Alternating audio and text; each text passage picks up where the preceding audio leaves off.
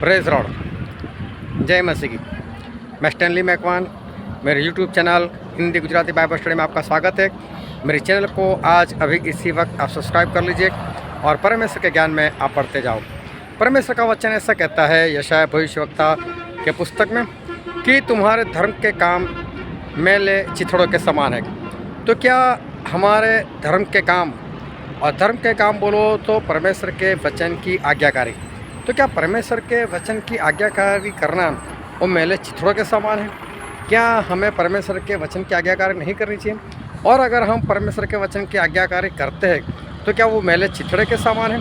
परमेश्वर तो बोलते हैं मेरी आज्ञा को मानो। तो फिर अगर वो धर्म के काम मतलब आज्ञाकारी करना वो मैले चिथड़ों के समान है तो फिर आज्ञा मानने का हमारा फ़ायदा क्या? तो परमेश्वर इस वचन से हमको क्या कहना चाहते हैं? क्योंकि प्रकाशित वाक्य 19 के 8 में भी ऐसा लिखा है कि जो वस्त्र है वो वस्त्र तो हमारे धर्म के काम है। तो धर्म के काम तो अच्छी बात है, तो फिर ऐसा क्यों ऐसा कहते हैं कि वो मैले चिथड़ों के समान है? उसके पीछे क्या राज है वो जानने के लिए मेरे साथ इस वीडियो में अंत तक बने रहो।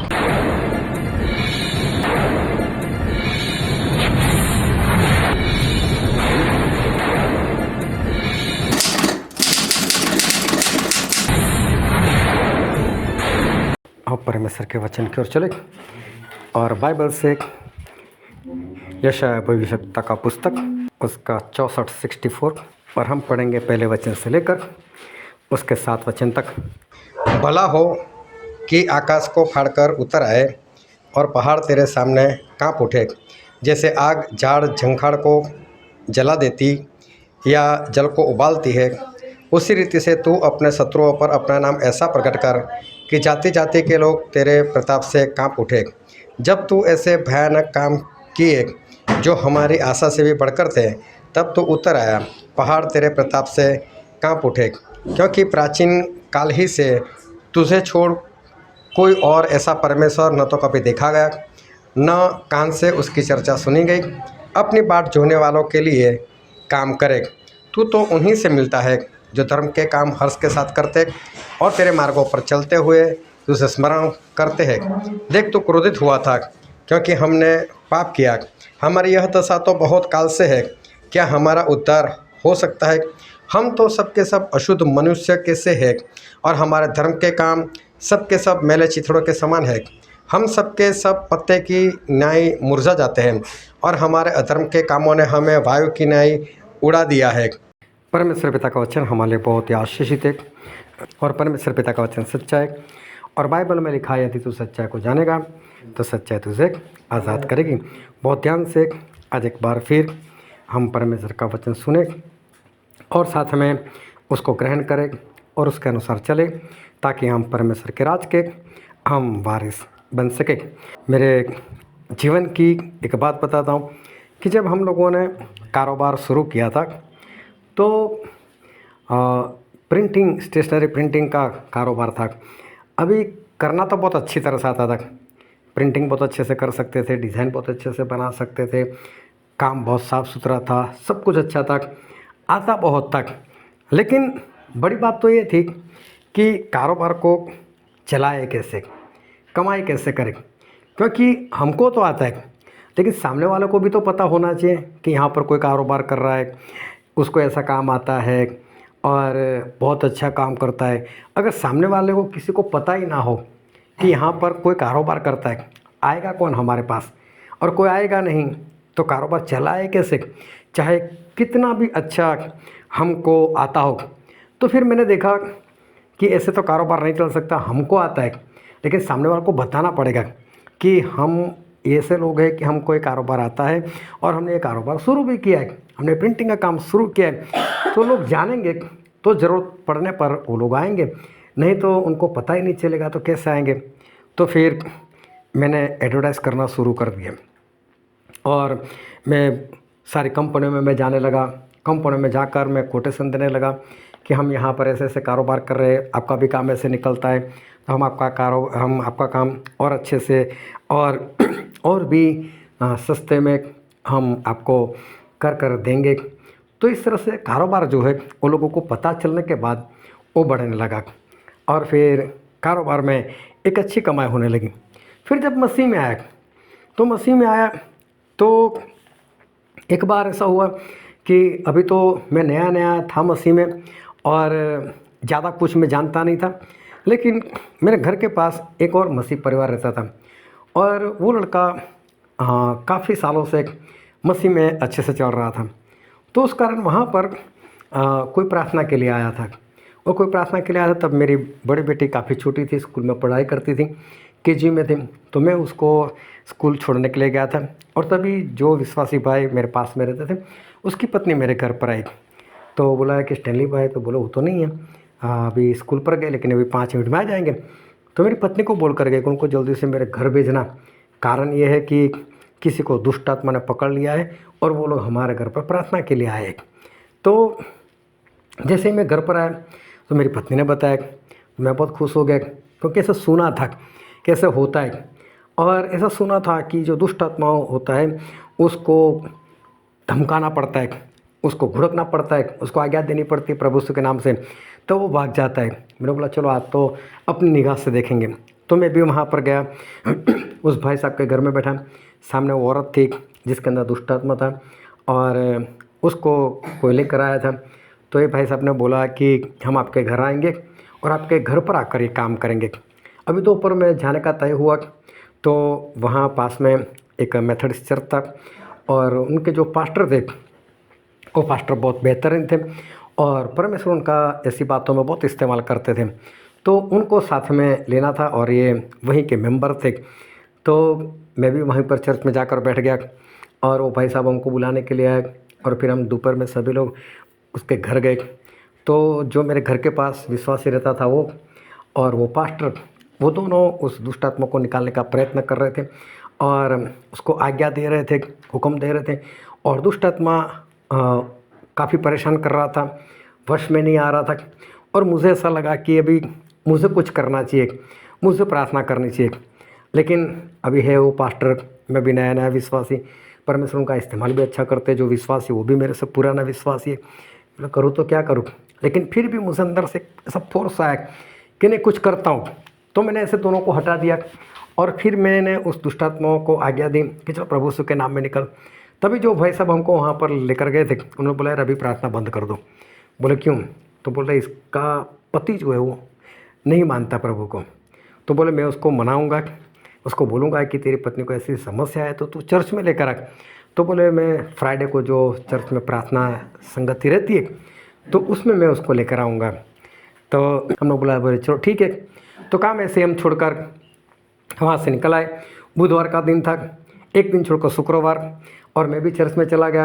वहाँ प्रार्थना संगति थी और मैं बैठा था। मेरे दिमाग से तो सारी बातें निकल गई थी कि ऐसा कोई आने वाला है, लेकिन तभी उसको लेकर आए और जो दुष्ट आत्मा था वहाँ प्रार्थना में प्रकट हो गया, हल्ला करने लग गया।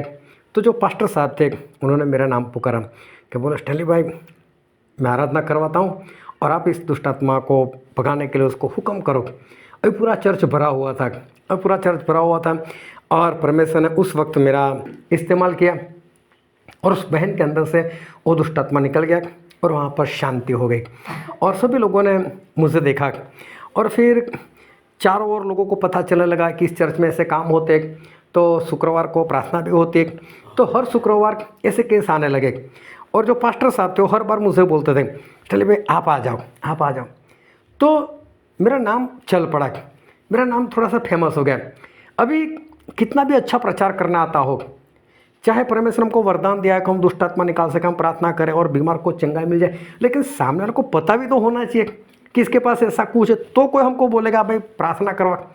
लेकिन अगर किसी को मालूम ही नहीं है तो प्रार्थना हमारे पास करवाने के लिए आएगा कौन? तो हाँ, तो उस पास्टर ने मुझे इस तरह से फेमस कर दिया मेरा इस्तेमाल करते हुए। तो अब जो लोग नहीं जानते थे ऐसे लोग मुझे जानने लगे और फिर ऐसे लोग मुझे बुलाने लगे। फिर बात वडोदरा तक सीमित नहीं रही, फिर वडोदरा के बाहर नाम गया और फिर गुजरात के भी बाहर नाम गया और परमेश्वर अलग अलग जगह पर मेरा इस्तेमाल करने लगे। कई जगह पर लोगों ने मन फिराया, कई जगह पर लोगों ने उद्धार पाया, कई लोगों ने पवित्र आत्मा पाए, कई लोगों ने बपतिस्मा लिया। मतलब परमेश्वर ने ये सारा काम किया। लेकिन अगर उस पास्टर साहब ने उस वक्त मेरी सहायता ना की होती या मुझसे फेमस करने में मदद नहीं की होती तो हो सकता है होता, लेकिन थोड़ा सा लेट होता, लेकिन हुआ। कारोबार चाहे हम कितना भी अच्छा कर सकते थे, लेकिन लोगों को ना पता हो तो फिर फ़ायदा क्या। तो मेरे कहने का मतलब ये है कि एडवर्टाइजमेंट होनी चाहिए।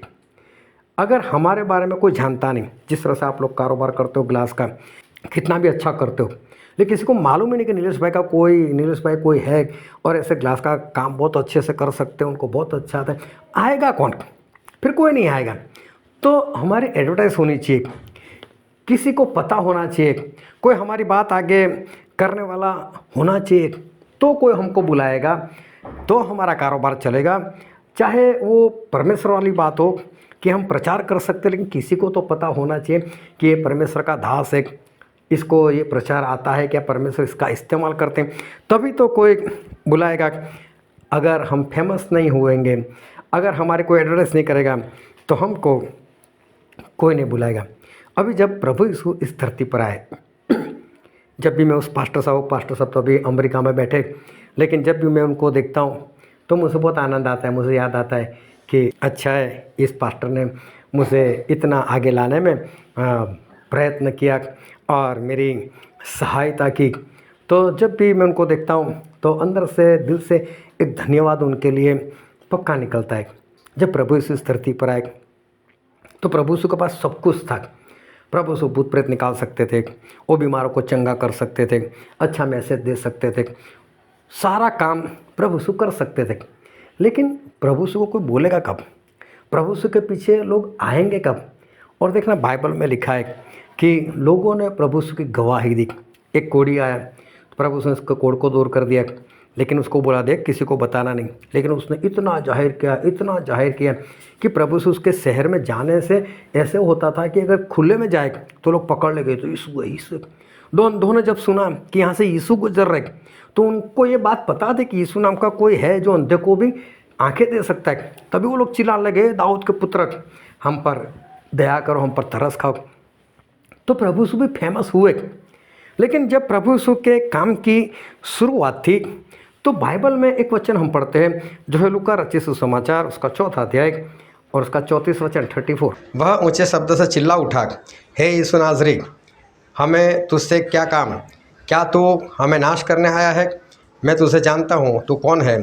तू परमेश्वर का पवित्र जन है। हाँ, अभी देखो प्रभु यीशु जहाँ जाते थे दुष्टात्मा उनको जानते थे। अभी दुष्टात्मा देखो सभी भीड़ में, सभी के बीच में पुकारते थे, ए यीशु, हम तुझे जानते हैं, बोले तू परमेश्वर का पवित्र है, मतलब जो मसीह हो तू है।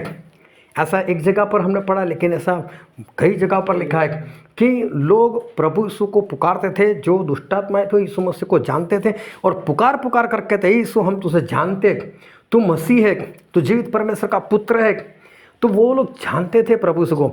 अभी देखो ये काम तो अच्छा है, प्रभु यीशु को फेमस करना, प्रभु यीशु के बारे में पुकारना, प्रभु यीशु की अच्छी गवाही देना, चाहे दुष्टात्मा है, लेकिन बात तो अच्छी कर रहा है, प्रभु यीशु के बारे में अच्छा ही बोल रहा है। अगर वहाँ पर किसी को नहीं मालूम तो वो भी जान जाएगा इस दुष्टात्मा के जरिए कि हाँ यीशु तो मसीह है, या यीशु तो चंगाई देने वाले परमेश्वर, यीशु तो अच्छे है, इनके पास सामर्थ्य है।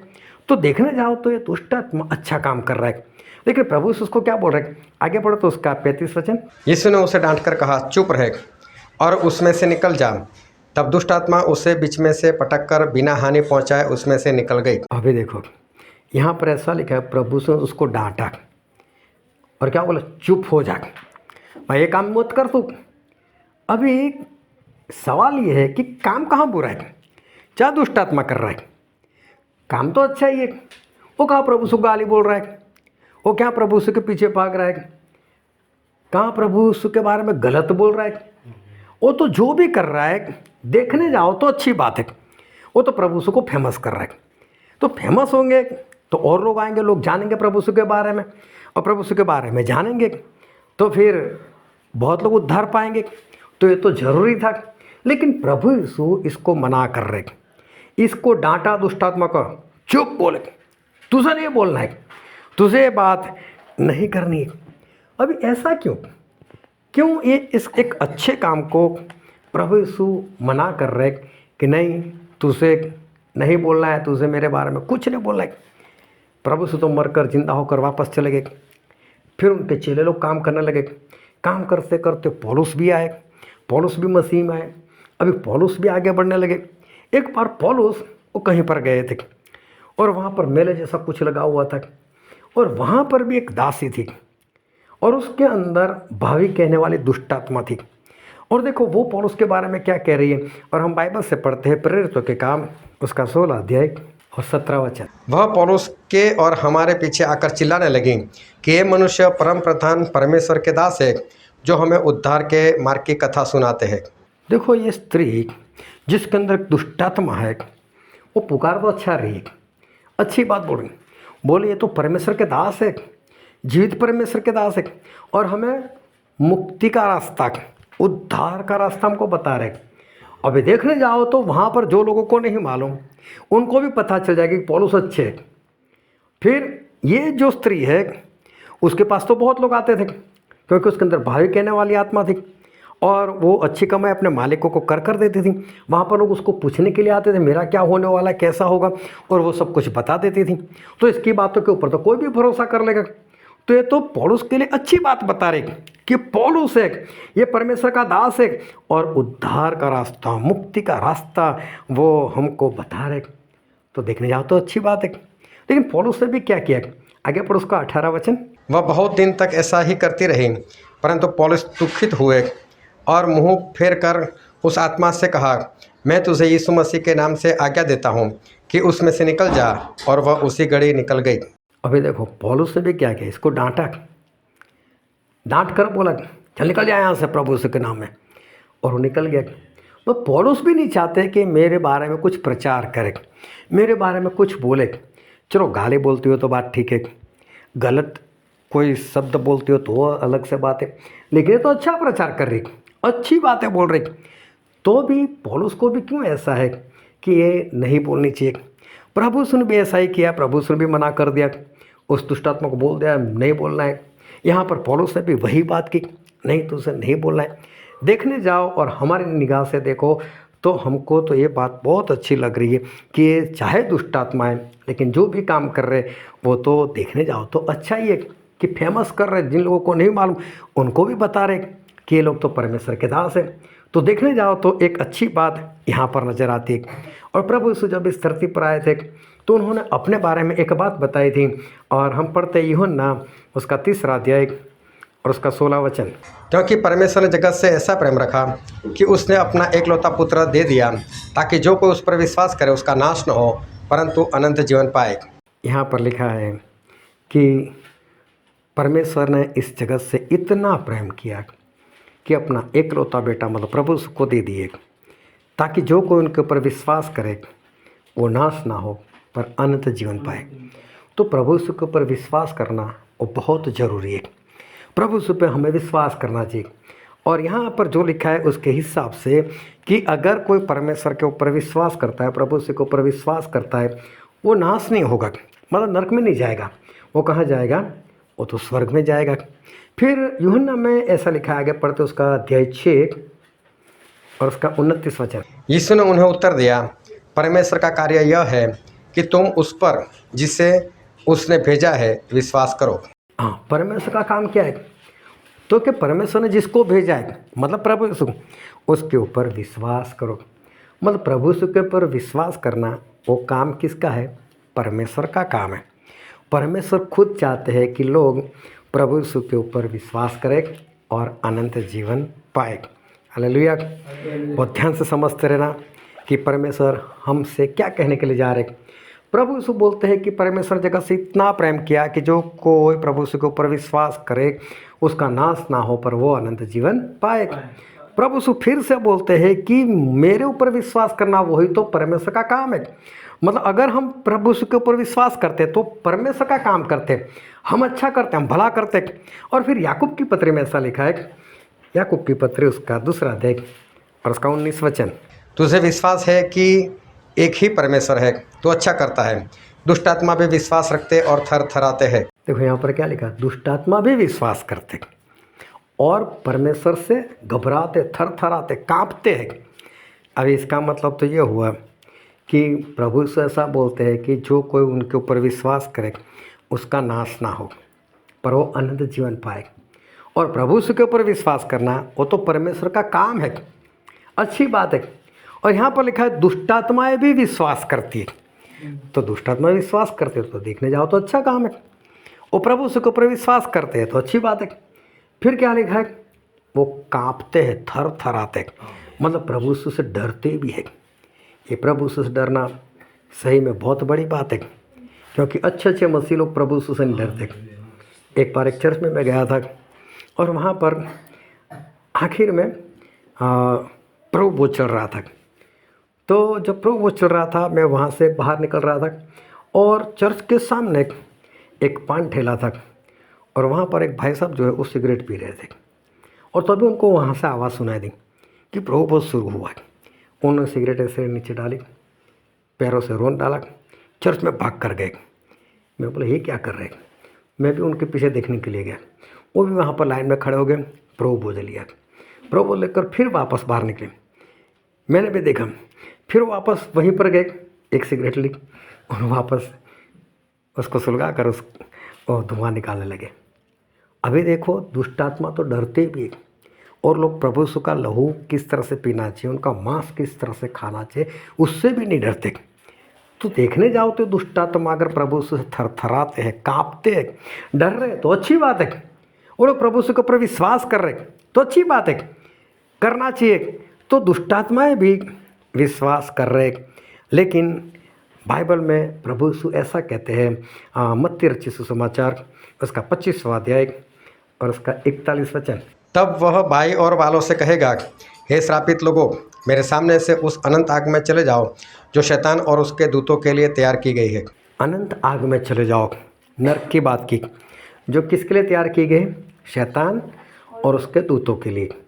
अभी देखो शैतान के दूत मतलब भूत प्रेत लोग, दुष्टात्माएं, वो तो प्रभु यीशु पर विश्वास करती है, वो तो कांपती भी है, थरथराती भी है। और प्रभु यीशु ने ऐसा कहा कि परमेश्वर ने इस जगत से इतना प्रेम किया कि अपना एकलौता बेटा दे दिया, ताकि जो कोई उसके ऊपर विश्वास करे उसका नाश ना हो पर वो अनंत जीवन पाए। मैं प्रभु यीशु के ऊपर जो विश्वास करेगा उसको तो अनंत जीवन मिलना चाहिए। लेकिन देखो दुष्टात्मा में विश्वास करते फिर भी अनंत जीवन नहीं। पहले से उनके बारे में लिख दिया कि वो लोग तो नरक में ही जाने वाले, वो लोग तो उस अनंत आग में ही जाने वाले। क्यों ऐसा? इतने अच्छे तो काम है इनके, ये प्रभु यीशु पर विश्वास करते हैं, ये कांपते हैं, प्रभु यीशु को प्रकट करते हैं, प्रभु यीशु के चेलों को प्रकट करते हैं, ये अच्छा है, उद्धार का मार्ग बता रहे, सारी तो इनमें अच्छी बातें दिखाई देती, जितनी हमने पढ़ी वो तो अच्छी बात है। तो भी ये लोग जो है वो नरक में क्यों जाएंगे? क्यों इनका उद्धार नहीं? क्यों ये बचाए नहीं जाएंगे? चलो हम मान ले कि सर दुष्टात्मा है, शैतान की सेना के हैं, इसलिए चलो परमेश्वर इनको सजा देंगे और उनको नरक में डाल देंगे, ऐसा मान लेते। लेकिन इंसान की भी बात करें तो बाइबल में ऐसा लिखा है, मत्ती उसका 7वां अध्याय और उसका 21, 22 और 23 वचन, जो मुझसे हे प्रभु कहता है उनमें से हर एक स्वर्ग के राज्य में प्रवेश न करेगा, परंतु वही जो मेरे स्वर्गीय पिता की इच्छा पर चलता है। बहु तेरे मुझसे कहेंगे, हे प्रभु, क्या हमने तेरे नाम से भविष्यवाणी नहीं की और तेरे नाम से दुष्टात्माओं को नहीं निकाला और तेरे नाम से बहुत अचंभे के काम नहीं किए? तब मैं उनसे खुलकर कह दूंगा कि मैंने तुमको कभी नहीं जाना, हे कुकर्म करने वालों, मेरे पास से चले जाओ। देखो यहाँ पर अब इंसान की बात है। चलो अभी तक तो दुष्टात्मा की बात थी, तो हो सकता है परमेश्वर उनको स्वर्ग में ना ले, लेकिन प्रभु यीशु यहाँ पर उस भविष्य वचन की बात कर रहे, जब वो न्याय करने के लिए बैठेंगे और तब वो बाईं ओर वाले को ऐसा कह देंगे कि तुम लोग नरक में चले जाओ। तो उनमें से कई लोग होंगे जो प्रभु यीशु को ऐसा कहेंगे, यीशु ऐसा क्यों? क्या हमने आपके नाम से भूत प्रेत नहीं निकाले? मतलब इन लोगों ने गलती नहीं की, इन लोगों ने प्रभु यीशु के नाम से भूत प्रेत निकाले। बोला आपके नाम से भविष्यवाणी नहीं की, मतलब वो भी प्रभु यीशु के नाम से ही किया। बोले हमने अचंभे के बड़े बड़े काम नहीं किए, जो किया इन लोगों ने प्रभु यीशु के नाम से किया, ऐसा नहीं किया कि किसी और के नाम से इन लोगों ने बोला हो। प्रभु यीशु के नाम से ही भूत प्रेत निकाले, प्रभु यीशु के नाम से ही भविष्यवाणी की, प्रभु यीशु के नाम से ही चमत्कार किए। जो कुछ किया इन लोगों ने प्रभु यीशु के नाम से किया। लेकिन प्रभु यीशु क्या बोलते हैं? हे कुकर्म करने वालों, मैं तुम्हें नहीं जानता, तुम स्वर्ग में नहीं आ सकते। अभी देखो, क्या प्रभु यीशु के नाम से भूत प्रेत निकालना गलत बात है? वो तो होना ही चाहिए। अगर कोई शैतान के बंधन में तो उसका छुटकारा तो होना ही चाहिए। अगर कोई बीमार है उसके लिए कोई प्रार्थना करे, उसको चंगाई मिलती है तो अच्छी ही बात है। अगर कोई किसी के लिए भविष्यवाणी करे और भविष्यवाणी के जरिए किसी का जीवन बदल जाए, कोई बचाया जाए तो अच्छी ही बात है। तो भविष्यवाणी करना वो भी प्रभु यीशु के नाम से, चमत्कार करना वो भी प्रभु यीशु के नाम से, भूत प्रेत निकालना वो भी प्रभु यीशु के नाम से, इसमें तो कोई गलत बात नहीं है, ये सारी तो अच्छी ही बात है। लेकिन फिर भी परमेश्वर उनको मना कर देते कि मैं तुम्हें स्वर्ग में नहीं लूँगा, एक कुकर्म करने वालों। अब इसमें कौन से कुकर्म की बात है? ये देखने जाओ तो सारे काम बहुत अच्छे हैं, सारे काम हम देखते हैं तो अच्छे ही हैं, लेकिन परमेश्वर बोलते हैं कि नहीं, कुकर्म करने वाले तुम मेरे पास से दूर जाओ। क्यों प्रभु यीशु ऐसे लोगों को नरक में डालेंगे? क्या है इसके पीछे का कारण?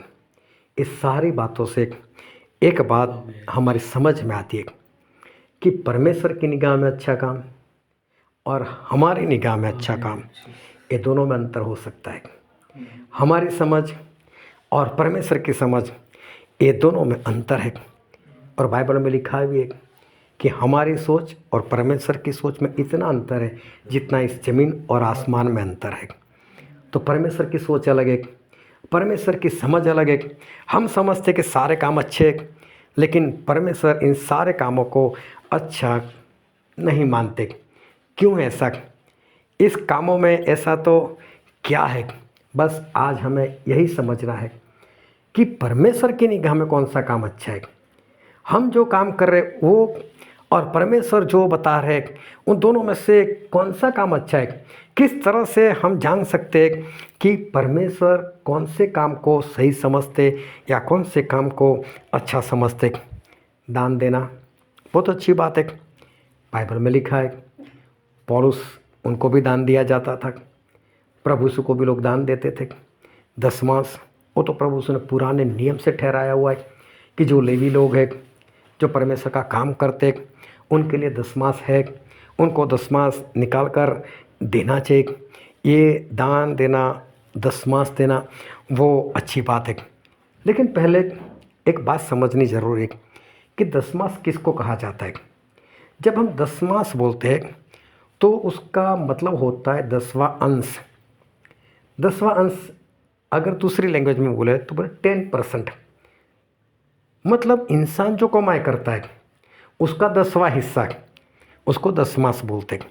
समझ लो, कोई इंसान 1000 रुपये कमाई करता है तो उसका दशमांश बनता है 100 रुपये। अगर कोई 10,000 कमाई कर रहा है तो उसका दशमांश बनता है 1000 रुपये। तो जैसे उसकी कमाई जितनी ज़्यादा कमाई, 10वां हिस्सा भी उतना ही ज़्यादा बनेगा।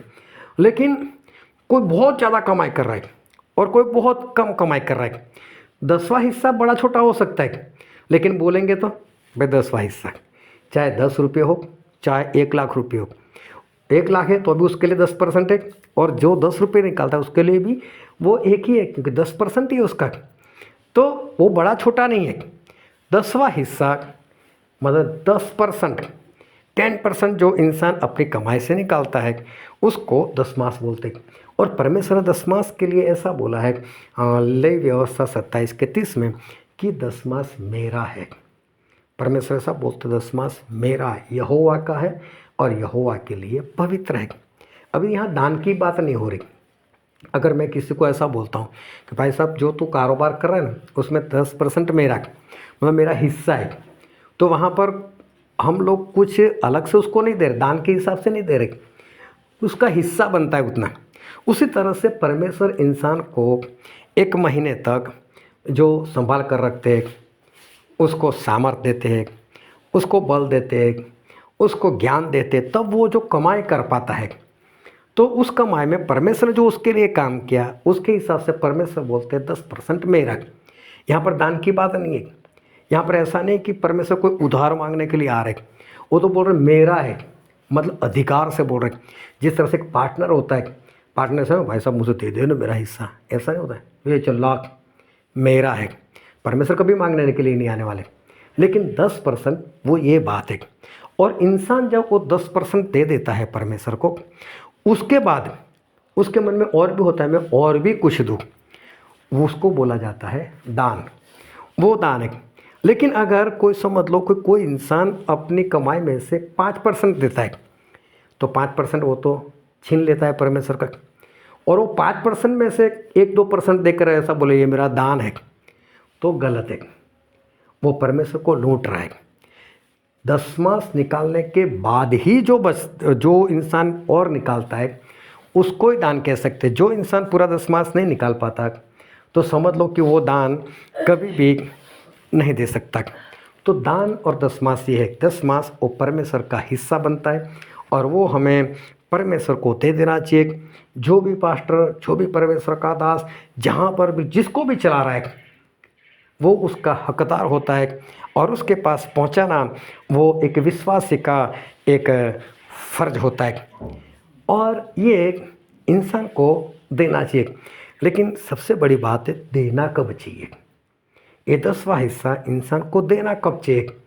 तो लेवी व्यवस्था में ऐसा लिखा है, लेविया उसका 23वां अध्याय 23 और उसका 9 और 10 वचन। फिर यहोवा ने मूसा से कहा, इज़राइलियों से कह कि जब तुम उस देश में प्रवेश करो जिसे यहोवा तुम्हें देता है और उसमें के खेत काटो, तब अपने अपने पक्के खेत की पहली उपज का पूला याजक के पास ले आया करना। क्या लिखा है? पहली फसल, पहली उपज, मतलब अभी तो पूरा खेत पका नहीं, फसल पूरी आएगी, कमाई होगी तब की बात तब। लेकिन सबसे पहले वाला जो हिस्सा बनता है वो पहले मेरे पास लेकर आओ, याजक के पास उसको लेकर आओ। मतलब परमेश्वर ये कहना चाहते हैं कि जब इंसान कमाई करता है तो कमाई करने के बाद ज़्यादातर सभी विश्वासी लोग कैसा करेंगे, इतने में गेहूँ आएंगे, इतने में चावल आएंगे, इतने में तेल आएगा, ये बच्चों की फीस, ये वगैरह सब कुछ। फिर देखेगा कुछ बचता है कि नहीं, और 10वां हिस्सा तो बनता नहीं है, बचता नहीं, छोड़ो अगले महीने डबल दे देंगे। लेकिन जो आज सिंगल नहीं दे सकता अगले महीने डबल दे सकता है, वो दे ही नहीं पाएगा। तो परमेश्वर क्या बोलते, क्या करना चाहिए इंसान को, कैसे देना चाहिए। अगर इंसान ऐसे सोचता है, ऐसे करता है, चलो इतने का गेहूँ चावल, अभी भी उसके पास पैसे बचते और उसको पता चलता है हाँ मैं 10वां आसानी से निकाल सकता हूँ, और फिर वो निकालता है। लेकिन कब? पहले अपने घर में गेहूँ चावल तेल वगैरह सब कुछ लेकर आता है, क्योंकि उसको डर है कहीं बाजार गया और 2-5 रुपये और ज़्यादा खर्च हो गए, कहीं नहीं बचे तो। लेकिन फिर बच गए उसके पास, और उसने पूरी ईमानदारी से 10वां हिस्सा निकाल कर दिया। लेकिन कब दिया मालूम है? अगर नहीं बचता तो नहीं देने वाला था। वो नहीं चाहिए परमेश्वर को, बचा कुचा नहीं चाहिए, पहले वाला। जैसे तनख्वाह आती है, जैसे ही जो भी कारोबार जो काम करते हो, जैसे आता है सबसे पहले 10वां हिस्सा निकाल कर रख दो, चलो ये परमेश्वर के पास पहुंचा दो। अभी बाकी जो बचा उसमें हमको खेलना है, अभी इसमें क्या करना है क्या नहीं। अगर इंसान 10वां हिस्सा ईमानदारी से देता है लेकिन पहले निकाल कर नहीं देता तो परमेश्वर को पसंद नहीं है। इस बात को ध्यान समझना कि हमारी निगाह में क्या है, 10वां तो निकाला ना, दे तो दिया ना, लेकिन परमेश्वर कैसे मांगते भाई पहले मेरा हिस्सा निकाल दो, पहले मेरा वाला हिस्सा। जब हम किसी के पास उधार लेते तो क्या सोचते, पहले उसको चुकता करो, कहीं वो मेरे पास मांगने के लिए ना आ जाए। तो हम कैसे सोचते, पहले उसको दे दो। तो यहाँ पर परमेश्वर वाली बात है, तो परमेश्वर लेने के लिए नहीं आते, परमेश्वर दिखते नहीं, तो हम क्या करते, बचा कुचा निकाल कर देने की बात करते। तो परमेश्वर को तब पसंद नहीं आता कि जब तूने तेरा सारा खर्च कर लिया तब तू मेरे लिए निकालता है, तो तब वो परमेश्वर की निगाह में सही नहीं। हमको क्या लगता है, हमने तो 10वां हिस्सा निकाल ही दिया ना, हमने तो दे ही दिया ना, तो हमने तो अच्छा ही किया ना, हमने कौन सा परमेश्वर का पैसा रखा, हमने तो नहीं रखा। लेकिन परमेश्वर ये देखते हैं कि इसने बाद में दिया, बच्चा कुचा दिया, चलो इंसान अच्छा है, 10वां हिस्सा निकालने के बाद दान भी दे रहा है, अच्छी बात है, दान देना भी अच्छी बात है। लेकिन कैसे देना चाहिए वो सबसे बड़ी बात है। और बाइबल में ऐसा लिखा है, मत्ती उसका अध्याय 6 और उसका 2 और 3 वचन। इसलिए जब तू दान करे तो अपने आगे तू ही न बचवा, जैसा कपटी सभाओं और गलियों में करते हैं, ताकि लोग उनकी बड़ाई करें। मैं तुमसे सच कहता हूँ कि वे अपना फल पा चुके। परंतु जब तू दान करे तो जो तेरा दाहिना हाथ करता है उसे तेरा बायां हाथ ना जानने पाए। यहाँ पर लिखा है कि जब तू दान दे तो जैसे कपटी लोग तुर ही फूंकते हैं, मतलब बताओ मैंने इतना दिया, मैंने इतना दिया, बोले उस तरह से मत दो। लेकिन कैसे दो? तो बोले किसी को ना पता चले, ऐसे गुप्त में दो। और यहाँ पर एक बात खास लिखी कि तेरा दाहिना हाथ अगर देख तो बाएं हाथ को ना पता चलना चाहिए। अभी हाथ में कुछ होता नहीं है, ये हमारा पूरा शरीर मिलकर चलता है। इसमें हाथ अलग नहीं है, पैर अलग नहीं है, ये सभी दिमाग से चलते हैं। हाथ में कोई दिमाग नहीं होता, उसका कोई दिमाग अलग से नहीं होता। तो परमेश्वर ने जब आदम को बनाया था तब हवा को नहीं बनाया था।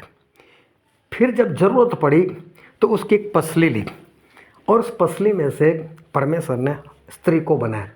लेकिन बाइबल में ऐसा लिखा है कि परमेश्वर ने उनका नाम, मतलब दोनों का नाम आदम रखा। वो तो पाप आने के बाद आदम ने, मतलब पुरुष ने, स्त्री का नाम हवा रखा। वरना परमेश्वर ने तो दोनों का नाम एक ही रखा था। और परमेश्वर ने क्या बोला? ये दोनों एक है।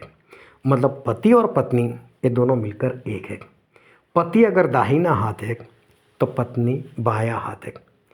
परमेश्वर बोलते तेरा दाहिना हाथ अगर दान दे, मतलब पति अगर दान करें तो पत्नी तक को नहीं पता चलना चाहिए। ऐसे गुप्त में परमेश्वर बोलते दो, तुरही बजा कर नहीं, लोगों को बता कर नहीं। तो दान देना अच्छी बात है, लेकिन जब इस तरह से नहीं दिया जाता तो परमेश्वर के लिए वो काम वो सही नहीं है। फिर चाहे दान निकाला कोई बात नहीं, लेकिन परमेश्वर को जो पसंद है उस तरह से वो दान नहीं निकाला। प्रभु से ने एक बार बात की कि हमें प्रार्थना करनी चाहिए, हर बार प्रार्थना करनी चाहिए और हमें हियाव नहीं छोड़ना चाहिए।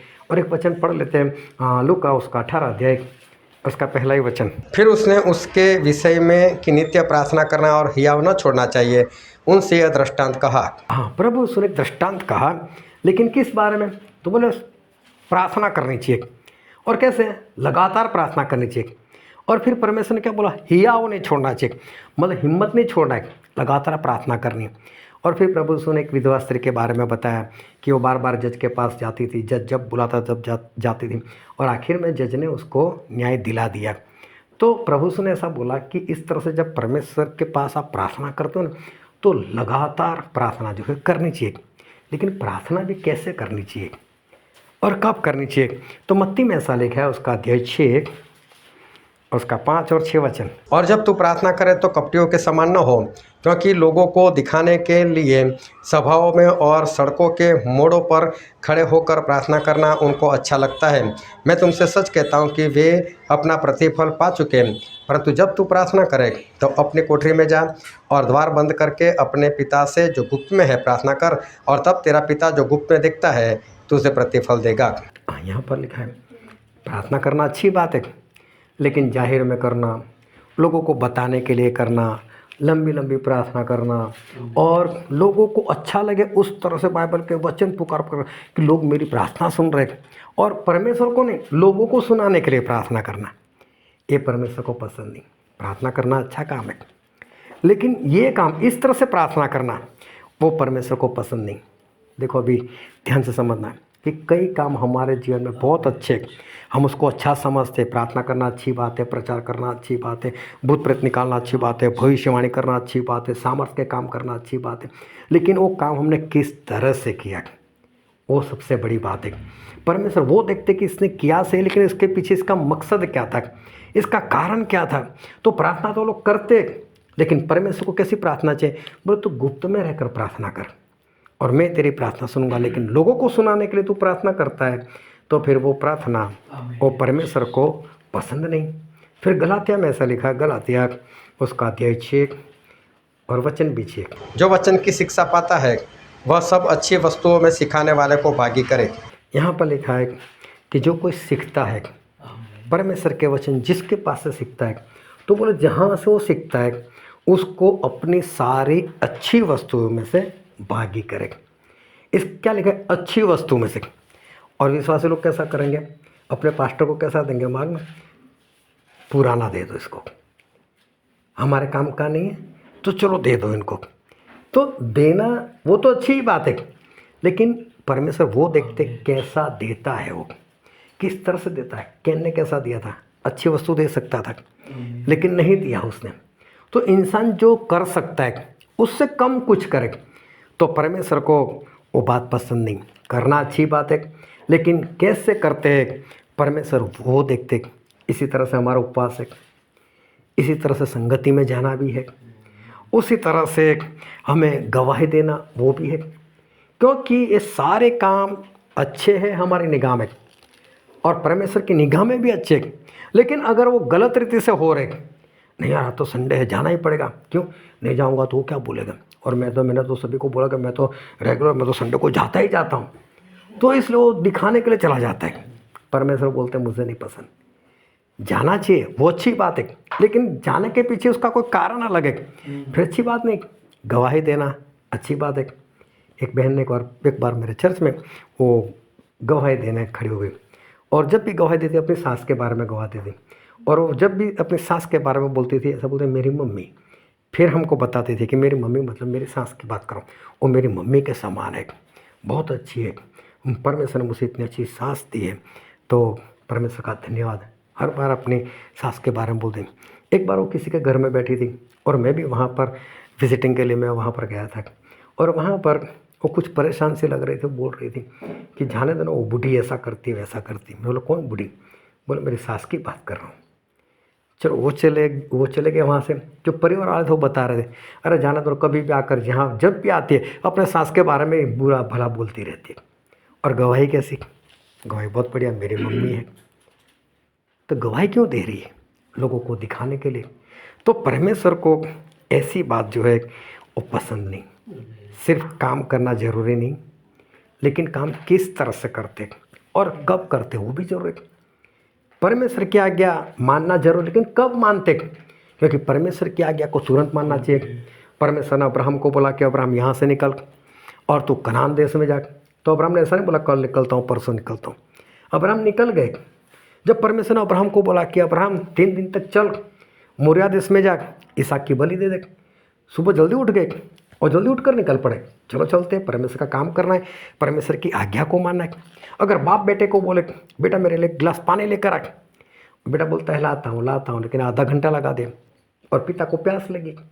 आधे घंटे बाद बेटे ने दिया, काम तो किया, लेकिन आधे घंटे बाद उसके पिता को आनंद नहीं आने वाला। तुरंत देते तो आनंद आता, क्योंकि प्यास लगी थी। आधे घंटे बाद दिया, वो क्रोध करेगा, अभी लाया था, पता नहीं था, मैं आधे घंटे पहले बोला था।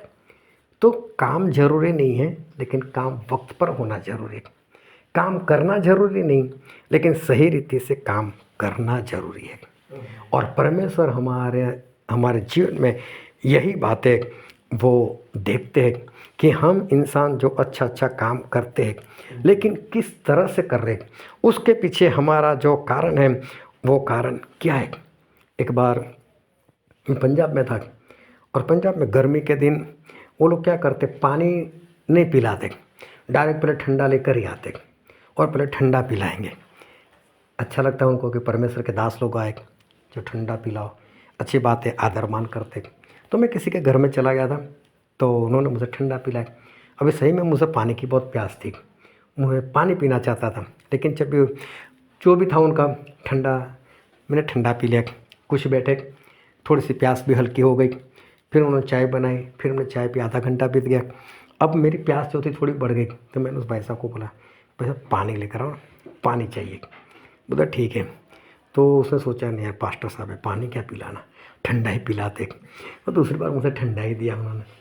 जो दूसरी बार भी मैंने ठंडा पिया, लेकिन दिल में था पानी। अभी दूसरी बार ठंडा पीने से वो आनंद नहीं आया, कि छोड़ो। फिर आधा घंटा हो गया, तो मैंने भाई साहब को बोला भाई साहब तो पानी लेकर आ। अब मैंने उसको पूरा बोला देख ठंडा मत लेकर आना, पानी ही चाहिए मुझे, पानी लेकर आ। वो फिर गया, फिर ठंडा ही लेकर आए। उसको ऐसा कि चलो पास्टर साहब है, आदर मान करो, फिर उसने ठंडा ही दिया। पानी मुझे नहीं मिला। अभी सही में अंदर से परेशान हो गया। निकलते वक्त मैंने उसको बताया, मैंने बोला देखा आप लोग अच्छा करते हो, जो भी करते हो आदर मान करते हो, अच्छी बात है, लेकिन सामने वाले को भी समझो कि उसको अगर पानी की ज़रूरत है, आप ठंडा बार बार देते जाओगे तो उसका क्या प्रतिफल मिलेगा आपको। तो कहने का मतलब क्या है कि हम काम क्या कर रहे हैं, काम तो अच्छा कर रहे हैं, लेकिन उसके पीछे सही में क्या अच्छा हो रहा है, तो वो देखने की ज़रूरत है। और परमेश्वर हमारे जीवन में वही देखते हैं। और आज परमेश्वर हमको वही सिखाने के लिए जा रहा है कि अच्छा काम कौन सा है। और जो वचन आज हमने पढ़ा था यशायाह नबी का पुस्तक, उसका 64वां अध्याय, और हमने 1 से लेकर 7 वचन पढ़ा था। तो एक बार फिर से पढ़ो उसका वचन। हम तो सबके सब अशुद्ध मनुष्य के से है, और हमारे धर्म के काम सबके सब मैले चिथड़ों के समान है। हम सबके सब पत्ते की न्याय मुरझा जाते हैं और हमारे अधर्म के कामों ने हमें वायु की न्याय उड़ा दिया है। यहाँ पर लिखा है हमारे धर्म के काम कैसे है, मैले चिथड़ों के समान। अभी देखो, धर्म के काम का मतलब होता है परमेश्वर की आज्ञा मानना, और परमेश्वर की आज्ञा मानना यहाँ पर ऐसा लिखा है मैले चिथड़ों के समान है। क्या परमेश्वर की आज्ञा मानना मैले चिथड़ों के समान? ऐसा तो हो नहीं सकता। परमेश्वर ने आज्ञा दी, और परमेश्वर ने हमको आज्ञा भी इसलिए दी ताकि हम उस आज्ञा को माने। लेकिन परमेश्वर का वचन क्यों ऐसा कहता है कि धर्म के काम, हमारे धर्म के काम ओ मैले चिथड़ों के समान है? अभी देखो, दुष्ट आत्माएं वो भी तो विश्वास करे प्रभु यीशु के ऊपर, थर थराए, लेकिन उनके कोई भी काम अच्छे हैं। किसी के भी अंदर घुस जाना, उसको परेशान करना, उसको मरवा देना, लड़ाई करवाना, झगड़ा करवाना। देखना बाइबल में दुष्ट आत्मा के काम कैसे कैसे, अंधा कर देना, लंगड़ा कर देना, यही उसके काम है। फिर प्रभु यीशु के ऊपर कितना भी विश्वास करे, उसके विश्वास से क्या फ़ायदा? फिर प्रभु यीशु से कितना भी थरथराए हो, कितना भी घबराए, फ़ायदा क्या? हम प्रभु यीशु से घबराए, हम प्रभु यीशु के ऊपर विश्वास भी करें, लेकिन हमारा चरित्र सही नहीं तो हम बाहर निकल कर लड़ाई झगड़ा करते हैं, गालियाँ बोलते हैं, बैर रखते हैं, तो फिर क्या परमेश्वर को हमारा विश्वास पसंद आएगा? है तो धर्म का काम। प्रभु यीशु ने बोला कि परमेश्वर ने जगत से इतना प्रेम किया कि अपना इकलौता बेटा दिया, जो कोई उसके ऊपर विश्वास करे उसका नाश ना हो पर वो अनंत जीवन पाए। लेकिन ये विश्वास काम का क्या है? क्योंकि उसका चरित्र सही नहीं, लड़ाई झगड़ा है उसके घर में, उसके जीवन में बैर है, वो प्रेम नहीं है, तो फिर परमेश्वर की निगाह में विश्वास कोई काम का नहीं। प्रभु ने बोला कि परमेश्वर ने जिसको भेजा है, मतलब मेरे ऊपर विश्वास करो, वो परमेश्वर का काम है। लेकिन सिर्फ विश्वास, लेकिन चरित्र सही नहीं, तो परमेश्वर उस काम से कैसे प्रसन्न हो? फिर चाहे धर्म का काम है, चाहे विश्वास करना अच्छा काम है, लेकिन वो कैसे बन जाता है? मैले चिथड़ों के समान। लेकिन चरित्र भी सही रखो और फिर विश्वास करो, फिर परमेश्वर नहीं बोलेंगे मैले चिथड़ों के समान है, फिर परमेश्वर बोलेंगे अच्छा काम है। तो काम कैसे करते हैं वो परमेश्वर हमारे अंदर वो देखना चाहते। प्रभु यीशु को प्रकट करना, दुष्ट आत्मा प्रकट करते थे, पौलुस को भी प्रकट किया, पौलुस भी मना करते हैं, प्रभु भी मना कर, चुप हो जाओ, बोले नहीं बताना तुझे। अभी देखो, कोई शराबी वो आकर किसी पास्टर को प्रकट करे, और ये पास्टर साहब बहुत अच्छे वचन देते, तो सुनने वाला क्या सोचेगा? पास्टर साहब इसके साथ भी जाते होंगे, तो शराबी है, तभी वो इसके बारे में अच्छा बोल रहा है। लेकिन शराबी तो अच्छा बोल नहीं सकता, क्योंकि पास्टर तो उसको डांटेगा, क्यों शराब पीता है भाई, तो अच्छा बोलेगा नहीं। लेकिन फिर भी अगर बोलता है तो लोगों को क्या लगेगा कि यार पास्टर साहब इसके जैसे होने चाहिए। तो परमेश्वर को प्रकट करना, लेकिन दुष्टात्मा प्रकट करते, अरे तो अच्छे है, ये तो परमेश्वर के पवित्र है, ये तो पौलुस है जो आपको उद्धार का रास्ता बता रहे, तो तू भी तो उद्धार के रास्ते पर चल, तेरे तो काम नहीं है। तो ऐसे लोग जब प्रकट करते हैं परमेश्वर को, तो परमेश्वर को एक काम पसंद नहीं आता। वरना सुसमाचार प्रकट करना अच्छी बात है, परमेश्वर खुद कहते जाओ मेरा प्रचार करो, लोगों को मेरा चेला बनाओ। लेकिन जो काम ये करना चाहते हैं और करते, लेकिन उसका चरित्र सही नहीं, तो फिर वो काम धर्म का काम होने के बावजूद परमेश्वर की निगाह में कैसे है? मैले चिथड़ों के समान। तो हमारे धर्म के काम मतलब आज्ञाकारी के साथ साथ हमारा चाल चलन जो है वो सही में होना चाहिए, और परमेश्वर की जितनी भी आज्ञा है वो सही वक्त पर हम मानने वाले होने चाहिए। अगर सही वक्त पर नहीं मानते, वक्त बीतने के बाद मानते, फिर कोई फ़ायदा नहीं। हम जो कुछ परमेश्वर के लिए देते वो जब करना चाहिए तभी हमको करना है, उसके बाद करो तो फिर कोई फ़ायदे वाली बात नहीं। और इसलिए परमेश्वर ऐसे काम को मैले चिथड़ों के समान कहते हैं। वही काम अच्छे ही है, लेकिन अगर सही वक्त पर, सही रीति से, सही चाल चलन से अगर किया जाए तो सारे धर्म के काम वो अच्छे हैं। कैन, परमेश्वर ने उसको ऐसा ही बोला, अगर तेरे काम अच्छे होते।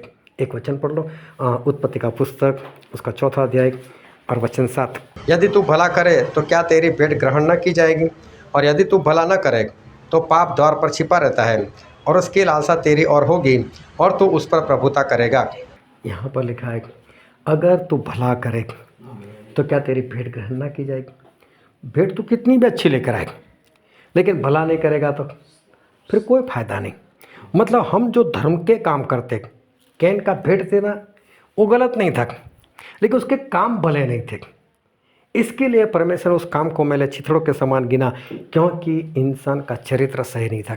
हम कितना भी अच्छा करें, परमेश्वर कितनी भी आज्ञा माने, लेकिन हमारा चरित्र सही नहीं, तो फिर परमेश्वर हमारे कामों को मेले चिथड़ों के समान बताते।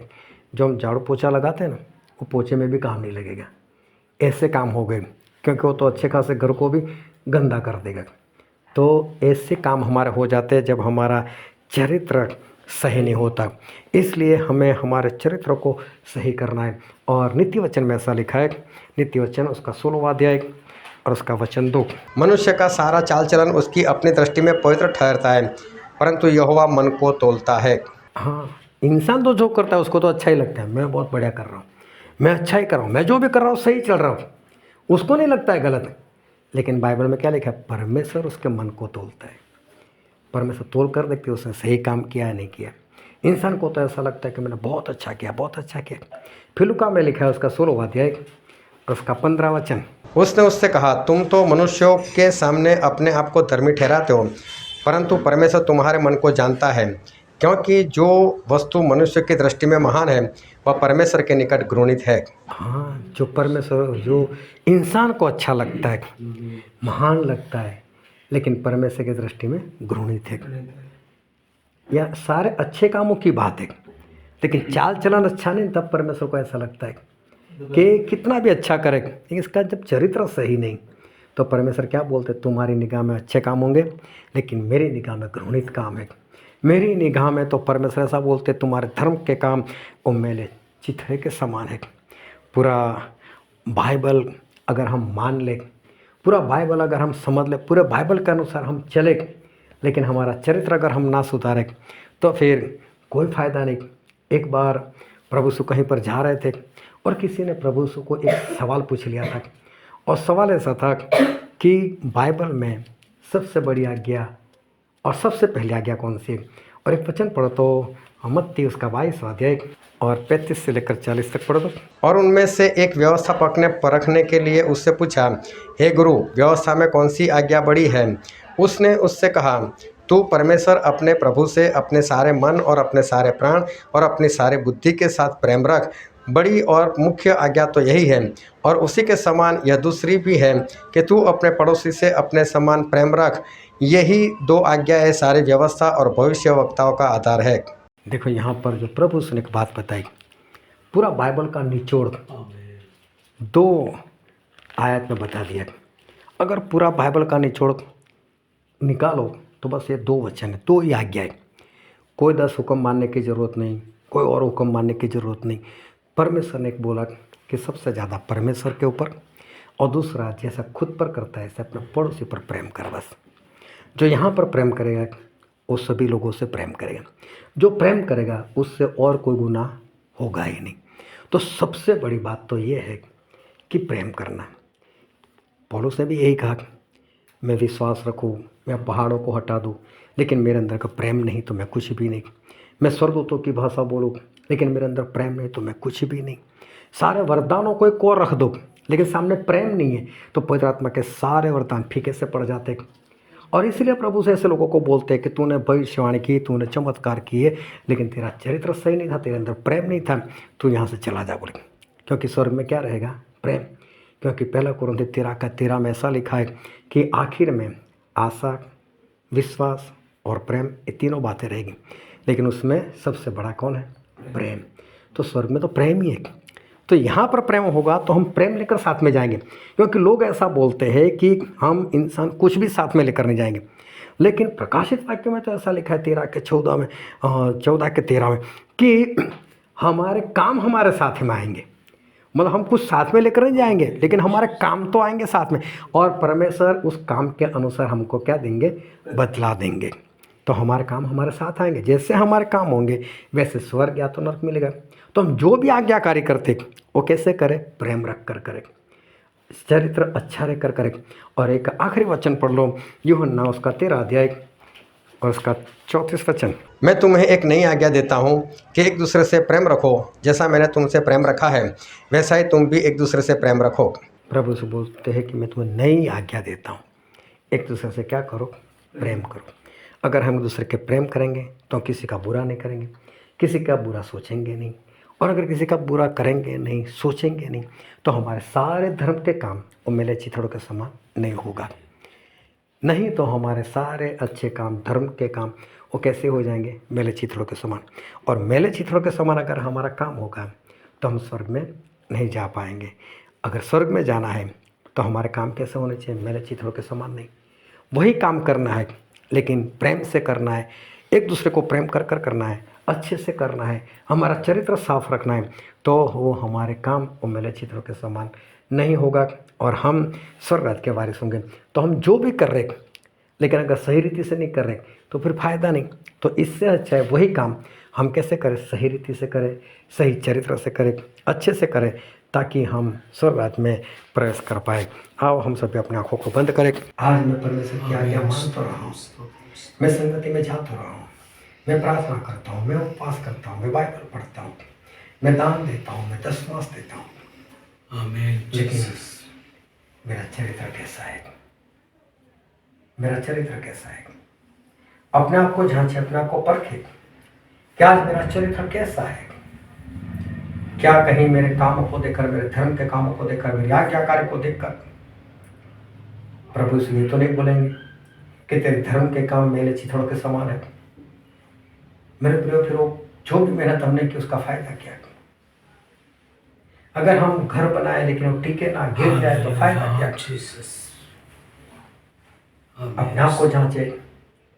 और अगर आज हमारा मन, हमारा आत्मा, हमारा हृदय कहीं पर भी बोल रहा है कि हाँ तू गलत कर रहा है, तेरे अंदर ये गलती है, तो मेरे प्रिय हम मन फिराए, परमेश्वर के पास जाए, परमेश्वर से क्षमा मांगे और परमेश्वर से क्षमा मांगते हुए हम नए जीवन में चलने का प्रयत्न करें। प्रभु से कहे कि प्रभु से अपना आत्मा मुझे दो, अपना प्रेम मुझे दो, ताकि मैं सारी आज्ञा प्रेम से मान सकूं, आपके पीछे बढ़ सकूं, आपके पीछे चल सकूं। और परमेश्वर करेंगे, अपना आत्मा देंगे, अपनी शक्ति देंगे, ताकि हम जिस तरह से आज्ञा मान लीजिए उस तरह से आज्ञा मान सकेंगे। आमीन जीसस। और हमारे काम मेरे चित्रों के समान नहीं रहेगा, लेकिन परमेश्वर को उसकी खुशबू आएगी और परमेश्वर हमसे खुश हो जाएंगे और परमेश्वर हमें अपने स्वर्ग में ले लेंगे। हम जो कुछ करें स्वर्ग में जाने के लिए करें, लेकिन अगर स्वर्ग ना जा पाए तो क्या फ़ायदा? और इसलिए आज परमेश्वर आज हमको पता है कि हमारे सारे धर्म के काम इस तरह से करें, सही में वो धर्म के काम रहे, खुशबूदार काम रहे और हम स्वर्ग के वारिस बन जाए। ये वचन समझने के लिए, ग्रहण करने के लिए, उसके अनुसार चलने के लिए प्रभु की कृपा हम सभी पर होने पाए।